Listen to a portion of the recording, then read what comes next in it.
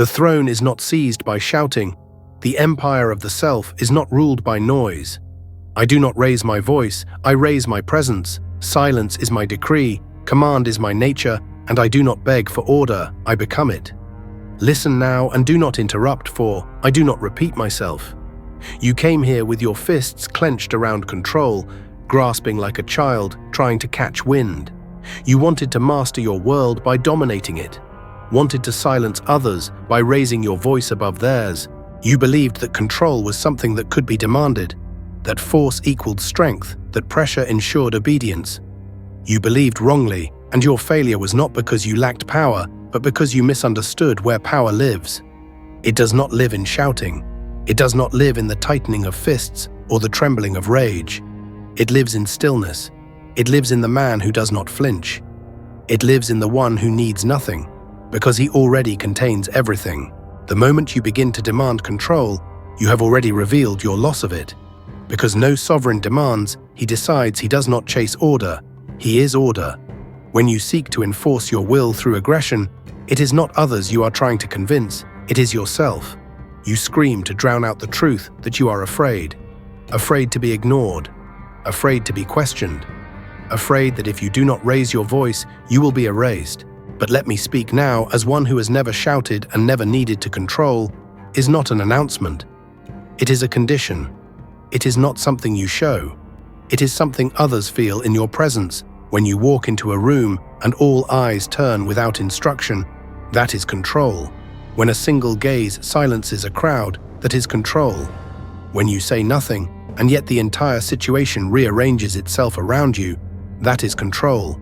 And that kind of presence cannot be borrowed. It cannot be taught. It must be forged in the quiet crucible of self-mastery. I do not speak from myth.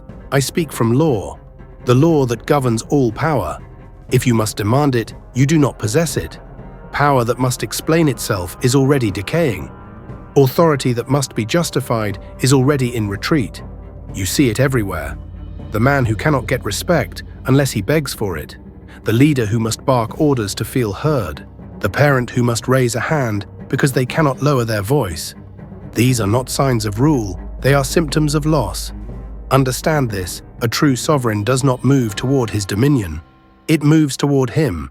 He does not grab, he attracts. He does not press, he compels. And he does this not by imposing his will upon the world, but by embodying a will so complete that the world must conform. You believe that control means controlling others. That was your first mistake. Control means controlling yourself so absolutely that others are left with no openings to destabilize you. They can provoke, but you do not respond. They can challenge, but you do not flinch. They can resist, but your presence remains unmoved, undiminished, untouched. That is dominion, that is the throne.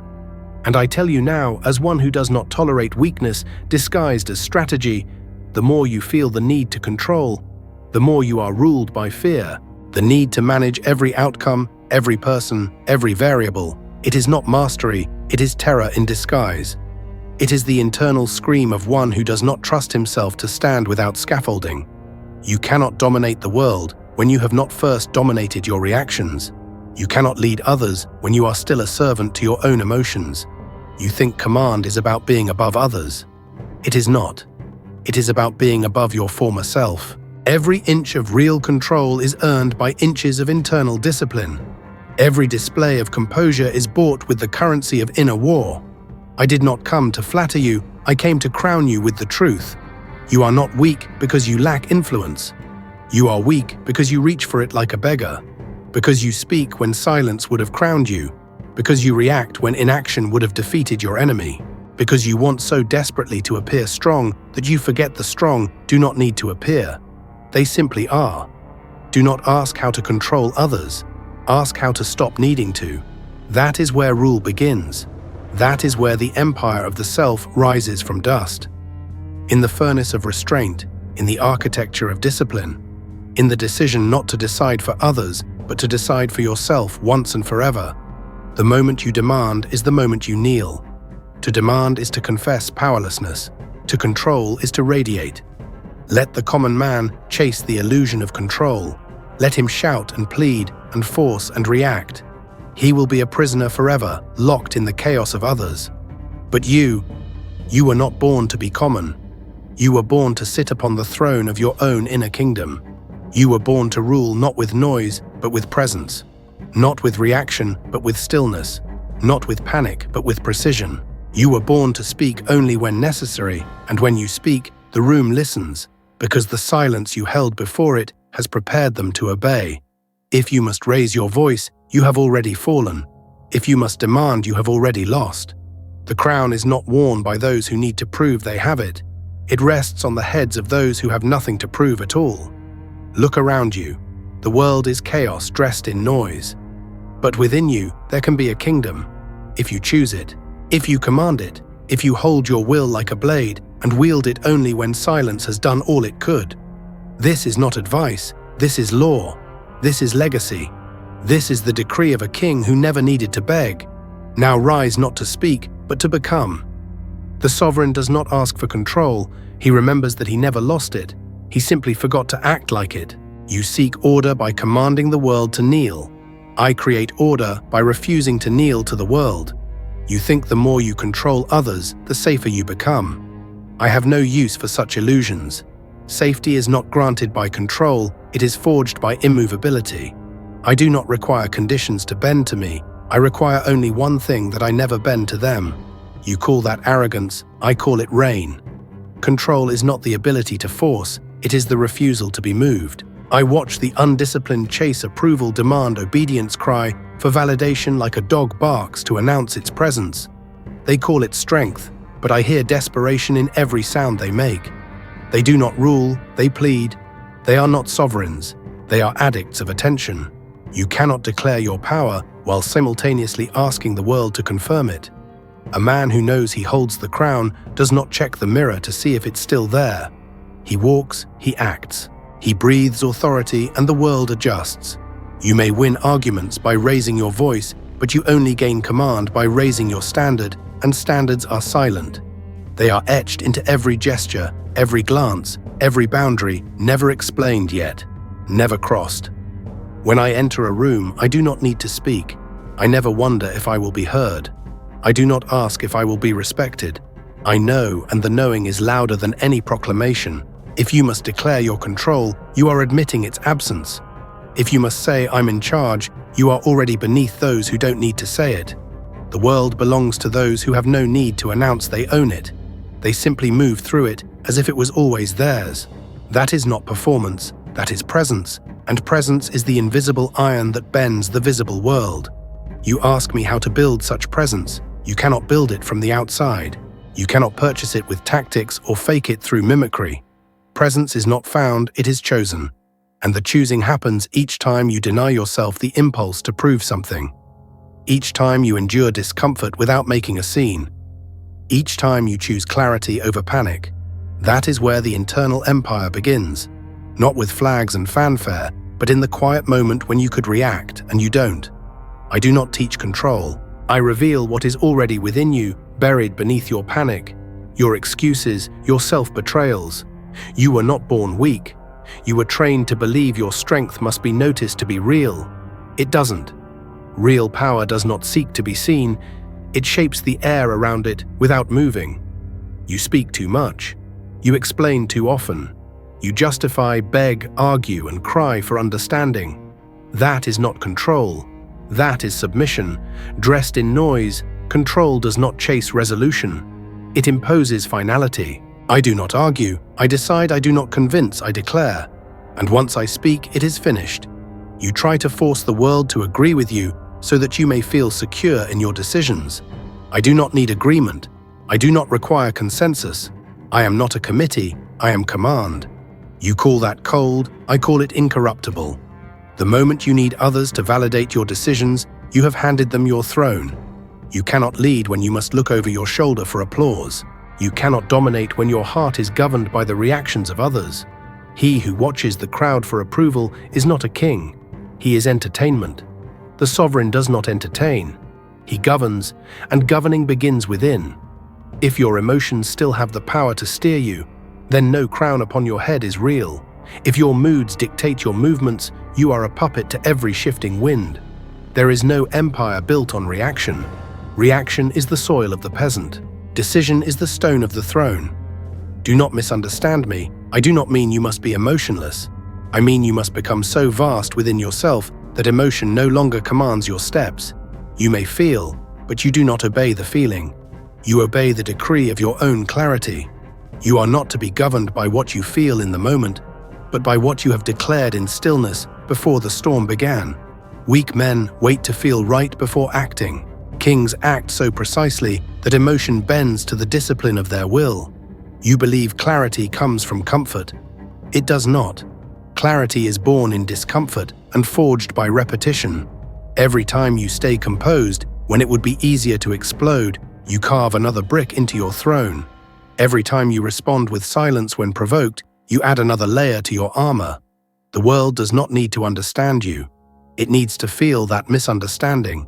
You has no effect on your direction. That is real command. That is unshakable will. That is what makes a man untouchable. You cannot touch one who does not flinch. You cannot provoke one who needs nothing. You cannot defeat one who has already chosen victory in advance, regardless of what the world does next. That man cannot be ruled. That man is rule itself. I did not come to advise you. I came to awaken what you forgot, that you were not made to scream for control like a child on a throne of sand. You were made to embody control so fully that silence itself obeys your breath. You were made to lead not by volume, but by gravity. When you speak, it should feel like an anchor falling into the sea, final, immovable, inevitable. That is not found in external tricks, that is summoned from the deepest silence within. So do not ask me how to get control. Ask how to become the kind of man who no longer needs to. That is the path, that is the law, that is the monarchy of the mind. And you, if you are willing, will rise, not by forcing the world to kneel, but by refusing to kneel to it ever again. I do not ask for loyalty. I do not persuade others to remain. I stand, and those who are drawn to my presence remain. Those who are not vanish into irrelevance. I do not chase their return, because I never chased their approval. You speak of influence as if it is earned through tactics, performance, charm. No, influence is not seduction, it is gravity. The throne does not beg the stars to revolve around it. It simply exists, and the heavens obey. If your influence must be explained, it is fragile. If it must be justified, it is dying. If it must be demanded, it never existed. You seek to manage outcomes, I create inevitability. My clarity is the command that shapes fate. I do not try to control how others perceive me. I ensure that how I perceive myself is immovable. From that all else flows. You must understand perception is not truth, but how you carry yourself declares what is true for you, and the world conforms. When a man believes he is unshakable, when he acts in accordance with that belief without fail, the world ceases to test him. The storms no longer aim to break him. They part around him, not because the storms are lesser, but because he no longer reacts. And what you do not react to, you rise above. I do not fear storms because I am the sky. I do not resist opposition because I am beyond it. My rule is not a defense. It is a presence so dense, no attack finds purchase. You seek control by confrontation, but confrontation is the tool of those without authority. The sovereign does not confront, he eclipses. He overshadows by sheer command of energy. Let others argue, let others correct, let others chase closure. The throne has no interest in resolution. The throne is the resolution. When you become so clear that nothing can distort you, your very being renders opposition obsolete. Not by fighting it, by making it irrelevant. That is the power of the king. He does not dominate the world by force, he dominates it by not needing it. He does not need the world to cooperate, he does not need applause, not agreement, not peace. Because his peace is internal, unstealable, and from that silence, war loses its teeth. I do not speak to be liked. I speak because truth demands a voice worthy of its weight, and that voice is not loud, it is final. You have been deceived. You have been taught that leadership is external, that it requires charisma, strategy, appeal, that you must convince people to follow you. Fools believe this. The wise know people follow presence. They follow what cannot be shaken. They follow the man who moves with no hesitation, no apology, no doubt. They follow conviction, not consensus, and conviction is a fire lit in solitude. I spent years alone inside the court of my own mind, banishing weakness, silencing the coward that once whispered through my indecision. I crowned myself long before the world did. That is why the crown stayed. Many rise quickly, few remain, because their rule depends on reaction. Their rule depends on being needed, being praised, being wanted. I require none of it. I rule because I am ruled by nothing. You think you need to prove yourself. You don't. You need to become so precise that nothing in you needs to be proven. You think control comes from holding everything tightly. It doesn't. It comes from holding yourself so completely that nothing external needs to be grasped. Let it go. Let them speak. Let them oppose. Let the world burn and stand unmoved in the center of it. Because the throne is not a location, it is a condition, a state, and once achieved, it follows you everywhere. You are not waiting for the world to recognize you. You are waiting to remember that the world's recognition means nothing. Only when you no longer seek it will it arrive. Only when you no longer need it will you command it. That is the paradox of power. The moment you try to hold it, it slips. The moment you release the need to hold it bows. You must become so complete within yourself that nothing outside yourself can seduce you. Not praise, not opposition, not fear, not flattery. Nothing. When you are no longer seduced by the world becomes your subject, because you cannot be ruled by what you do not respond to. I watch the weak chase influence, like dogs chasing shadows, exhausting themselves on illusions. They scream to be seen, posturing endlessly, hoping someone will bow, but no one bows to noise. They bow to stillness, to certainty, to the man who doesn't care if they bow, because his reign is not dependent on their heads, but on his own. The man who does not seek the crown commands it.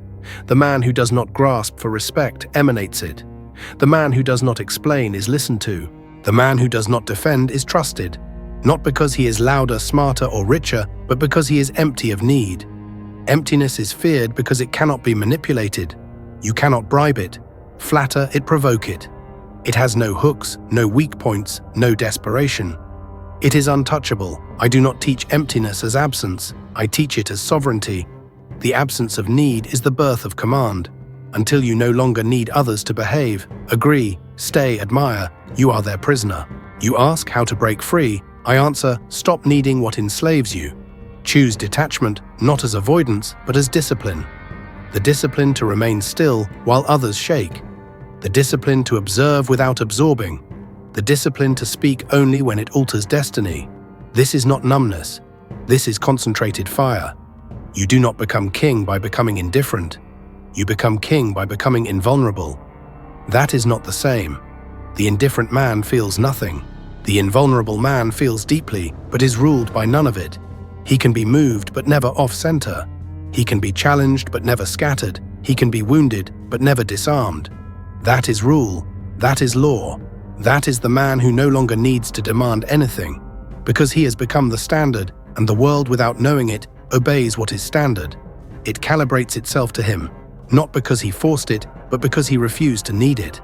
That refusal is the root of every empire. You may gather riches, followers, applause, power, but until you no longer need to, you are still a servant.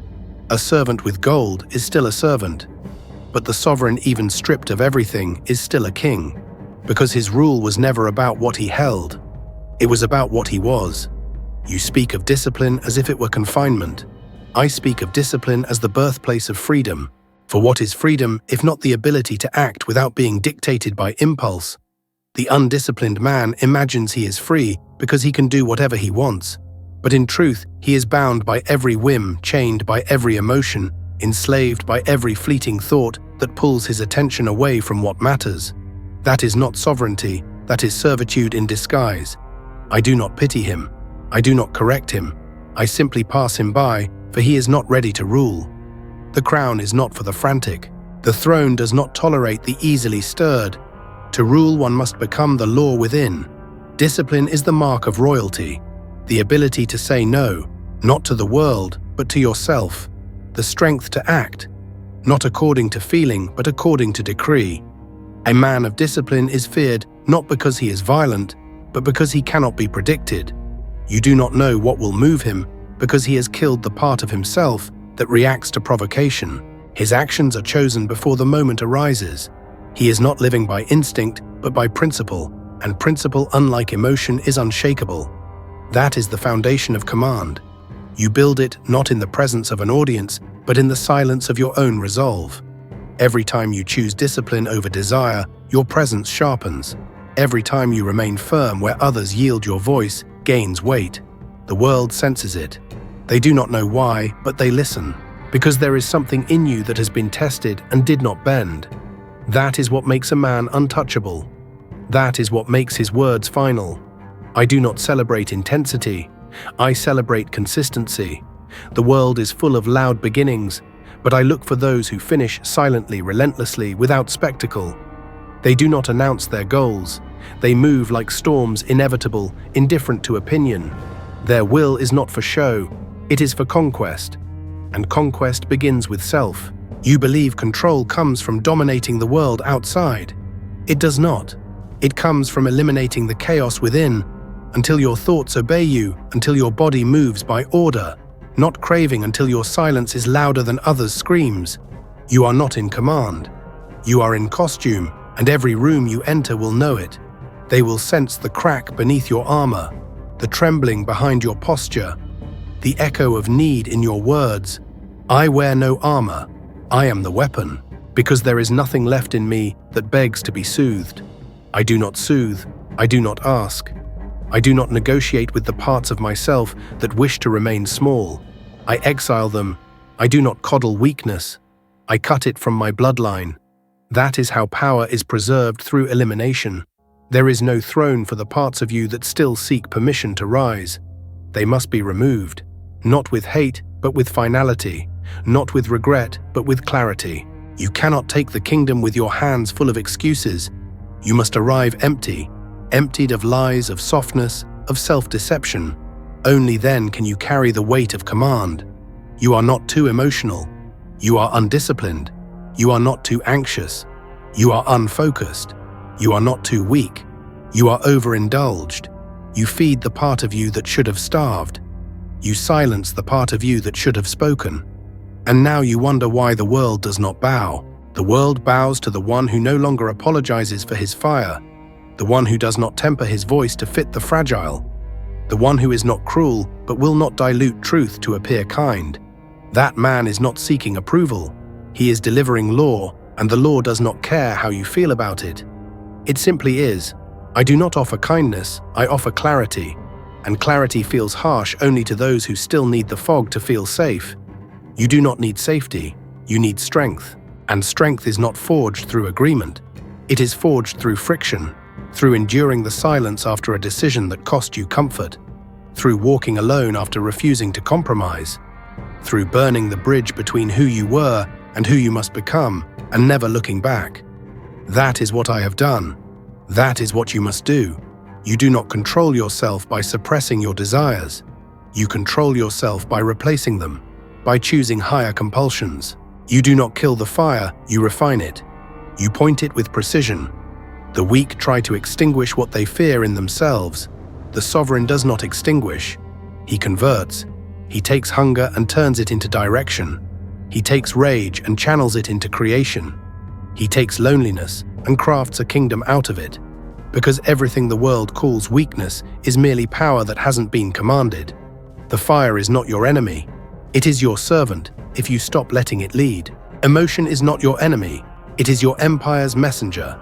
If you stop obeying it blindly, I do not ask you to feel less. I demand you become more than what you feel. That is the decree. That is how you return to the throne. Not by silencing your blood, but by making it obey. You fear your own power because it scares the part of you that has grown used to being ruled. But I do not speak to that part of you. I speak to what remains, the ember, the echo, the whisper of your ancient command. I speak to the part of you that knows silence is power. That decision is destiny. That the man who no longer needs to be calmed becomes the man others look to when the world burns. He does not blink. He does not shrink. He does not demand control because he already is it. You are not broken. You are undirected, and direction begins when you stop trying to control everything else and master the only thing that ever mattered, your own will. Do not ask what others are doing. Do not ask who hurt you. Do not ask when it gets easier. Ask only this: will I reign, or will I be ruled? Will I bend to feeling, or will I stand in law? Will I demand from the world what I have not yet embodied, or will I become what the world can no longer deny? Your life does not require more freedom. It requires more discipline. Because without discipline, freedom is chaos. And I do not bless chaos, I conquer it. You imagine control as a force to be applied, but true command is not pressure. It is presence. It is not something you exert. It is something you radiate. And it does not begin in moments of action, but in the architecture of your stillness. The man who truly holds control does not move first. He does not explain himself. He does not adjust his rhythm to match the chaos around him. He allows the world to move, to spiral, to rage, and remains. He stands in the eye of the storm, not because he is numb to it, but because he has become the center of something stronger. That center is built through repetition. Not the repetition of words, but the repetition of will. Every time you act without waiting for emotional permission, you carve another stone in your foundation. Every time you hold a standard without announcing it, you become heavier, sharper, harder to shake. Do this long enough and the world stops testing you. It starts recognizing you, not as someone in control, but as control itself. That is the difference between a man trying to lead and a man who cannot be ignored. One chases authority, the other is authority. One demands compliance, the other receives it without speaking. I do not want your eyes. I want your spine. I do not care how inspired you feel when you listen. I care who you become when the noise stops, because power is not proven in performance. It is revealed in silence. What do you do when no one is watching? That is where your crown is either forged or forfeited. It is not held by charisma, it is held by consequence, by every invisible moment where you chose the higher path. Not because you were rewarded, but because anything less would violate the man you declared yourself to be. That is the discipline no one teaches. The law that doesn't need to be written because it is etched in the marrow of those who refuse to kneel. You keep asking how to stop being ruled by emotion. You don't. You outgrow it. You become so relentlessly ordered within that no feeling can dethrone you. Let the rage rise, it will find nothing to burn. Let the fear speak, it will echo off stone. Let the desire call you, do not answer. That is rule, that is fire inside ice, and the world will come to fear it even when it does not understand it. You see, the world does not follow the most talented. It follows the most stable, not the most visible, the most inevitable. And inevitability is the reward of consistency. The man who shows up the same way in peace and in war, in loss and in triumph, in praise and in betrayal, that man becomes myth, that man becomes monarch. Because he is no longer acting out of reaction, he is executing vision. Vision does not flinch, it does not consult the weather, it does not apologize when misunderstood. It moves in straight lines while the masses run in circles. You ask how to hold such vision, I answer, by sacrificing everything that interrupts it. Your need to be liked, your addiction to being understood, your tendency to pause for the approval of the weak. These are the parasites of sovereignty. Cut them. Your power is not in what you hold on to, it is in what you release. The sovereign is not the man who collects attention. He is the man who controls what can touch him. Attention does not move him. Accusation does not shake him. Failure does not stain him. Praise does not intoxicate him. He does not drift. He decides, and once decided, he does not revisit. This is the mind of command, where the decision is made once, and the rest of life is simply the discipline to never contradict it. You are tired because you debate yourself endlessly. You make decisions only to question them again. That is not power, that is exile. A king does not exile himself from his own throne. He does not wander, he does not doubt, he declares, and if correction is needed, he applies it like a blade, cleanly, precisely, without hesitation or guilt. Because the throne does not exist to comfort you, it exists to crown you, and the crown is not light. It crushes the unprepared. You must build the neck to bear it. That neck is forged in silence, in restraint, in structure, in the unglamorous, invisible victories that compound beneath the surface until one day you walk into a room and everyone feels what you never had to say. They feel the weight of your clarity. They feel the silence around your words. They feel the void of chaos in your movements. That is how you lead. Without needing to be louder, without needing to announce change. You become change, and those around you change or fall away. That is the true test of control, not who listens to you, but who remains unchanged by your silence. If they do not feel it, you have not yet become it. Keep going. The world does not need more influencers. It needs rulers of self. It needs men who have sat through their own storms and emerged sculpted, not scattered. It needs presence, and presence cannot be learned. It must be earned. It is the residue of thousands of days where you did not betray yourself, where you held the line without applause, where you watched lesser men take shortcuts and you remained.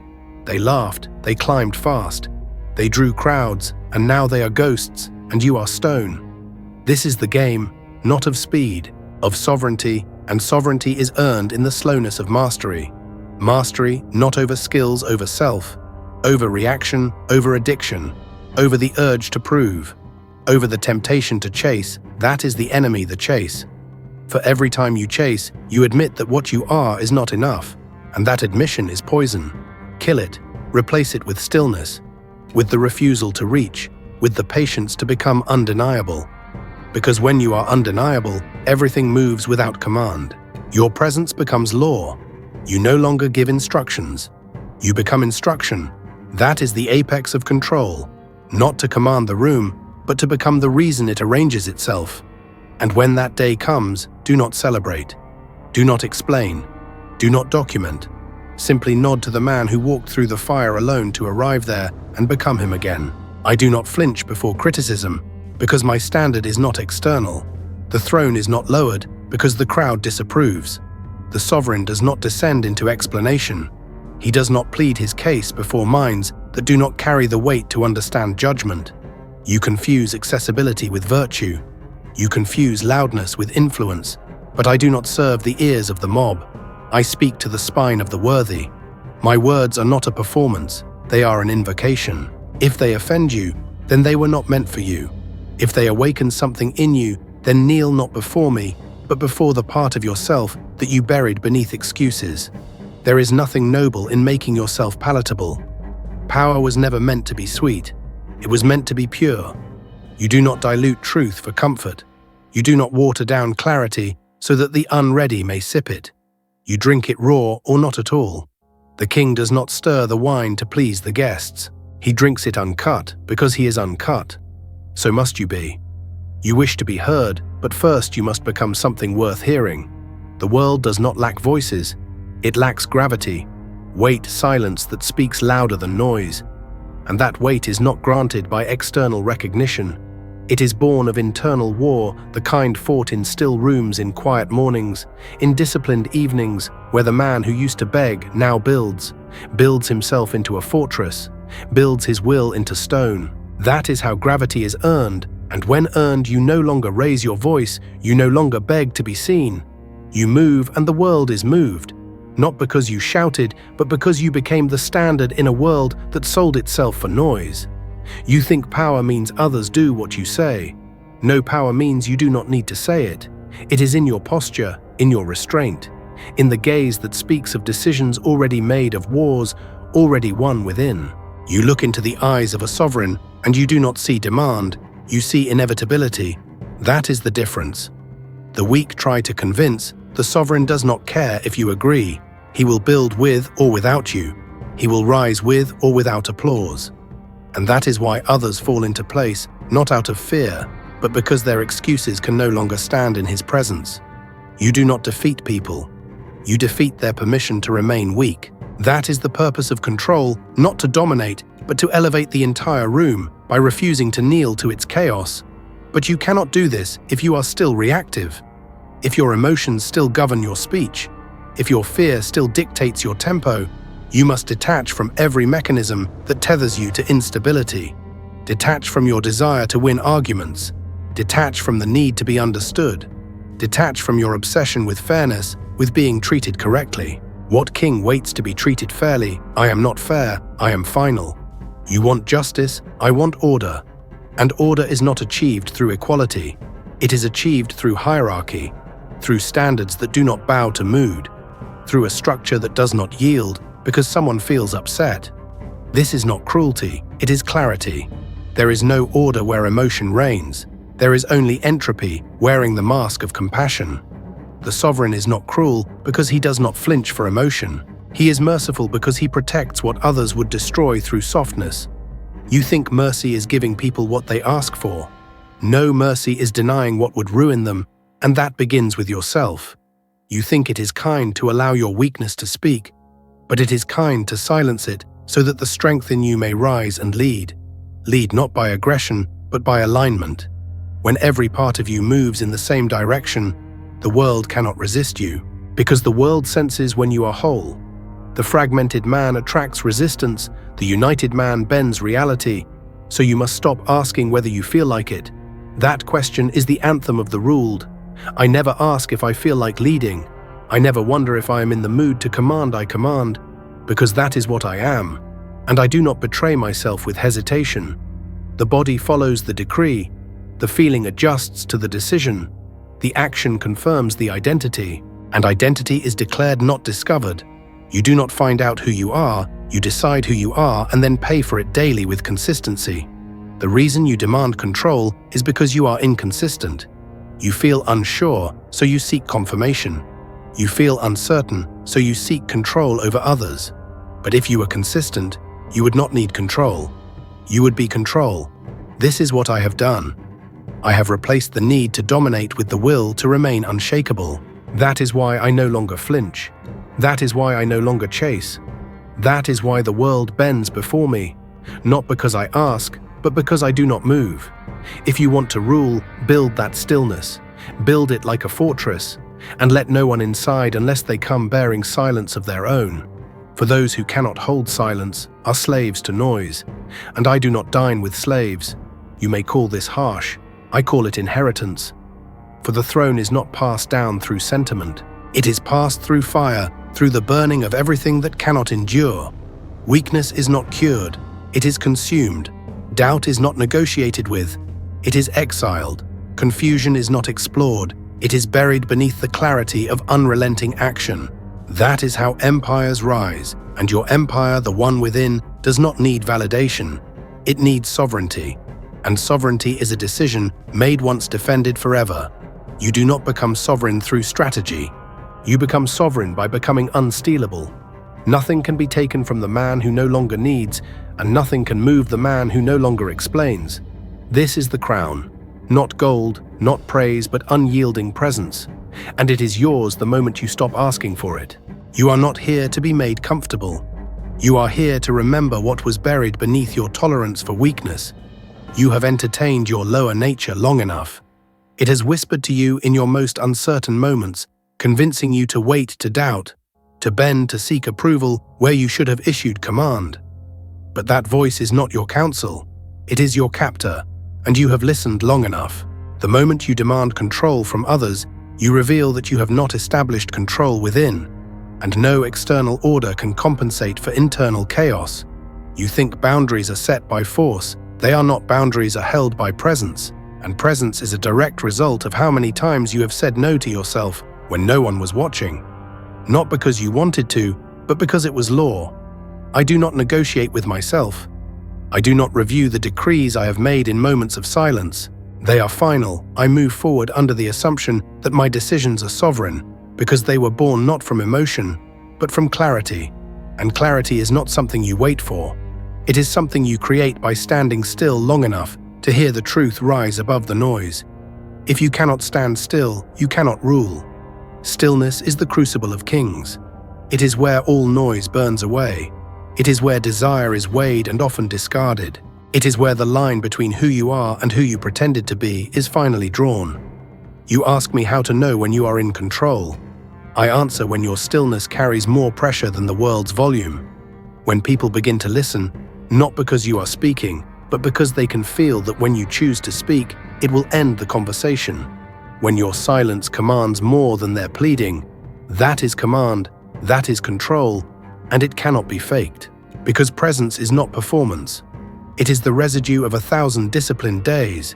It is the gravity of a man who no longer contradicts himself. That is the true throne. It is not a chair. It is not ceremony. It is the total alignment between thought, decision, and action. No delay, no second guessing, no flinching, no noise. You do not arrive at this state by chance. You arrive by fire. You arrive by stripping away every part of you that reacts, every part that complains, every part that waits for the world to grant. What only you can declare, you do not control by seizing, you control by becoming unshakable. The weaker man tightens his grip when he fears loss.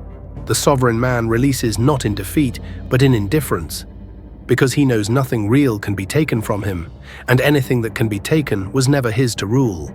You have been fooled into believing that leadership is about managing others. It is not. It is about needing nothing from them. Only then are you able to govern. Because as long as you need something, be it their loyalty, admiration, or fear, they hold the leash. True leadership is not about authority, it is about absence of need. When you arrive empty, you can command everything, because you are no longer vulnerable to being manipulated. You do not beg, you do not demand, you do not chase. You hold, you watch, you decide, and your decisions are not guesses. They are laws. You are not entertaining options. You are enforcing vision, vision that was not handed to you, vision that you claimed in the darkness when no one watched and no one believed. You held it, you fed it, you built around it, and now it walks before you, like fire leading an army. That is control. When your vision becomes heavier than their opinions, when your decisions create silence, when your refusal becomes more powerful than their approval, there will always be people who resist you, who try to unsettle you, who push back because your presence reminds them of what they have not yet chosen to become. Let them. The sovereign does not need to be liked. He needs only to remain. Because in his remaining they break.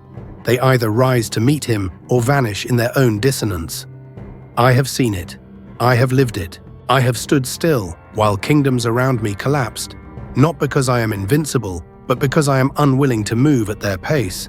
I move at the speed of law, and law does not react. It remains. You must understand this. You do not get stronger by accumulating. You get stronger by refusing to move under pressure, and that refusal comes from clarity, not of circumstances but of self. You must know who you are, you must declare it. And once declared, you never deviate, because deviation is death. Not literal, but death of the empire within. You do not survive inconsistency, it chips at your edge, it dulls your presence. Until one day, you look into the mirror and see a man who once had power but gave it away for comfort, applause, or the illusion of peace. That is not your fate. You are not made to be diluted. You are not made to explain. You are not made to perform. You are made to decide and to hold your decisions without trembling. That is the bloodline of command. It runs deeper than doubt. It runs colder than fear. It does not tremble at challenge. It does not soften for misunderstanding. It does not explain its existence. It simply is. I do not apologize for what I am. I do not apologize for the pressure I bring into the room. That pressure is the price of presence.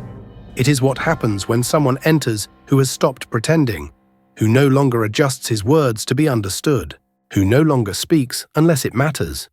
You want control, but control is not the goal. It is the result of becoming untouchable within, of removing the need to defend yourself, of eliminating the urge to explain your essence, of burning away everything that made you manageable. That is how control is crowned, not through performance, through purity. The purity of alignment, the clarity of consistency, the immovability of one who no longer serves the world's pace but sets his own. This is not a suggestion. This is a summons. You have one decision left. Will you remain a reaction, or will you become a decree? Will you chase control, or will you become the law from which it is born? You already know the answer, and if you are silent enough, you can hear it breathing beneath your noise. The voice of the man you were always meant to become. He is waiting, but he will not wait forever. Choose him now, or remain lost in a world that only obeys what refuses to kneel.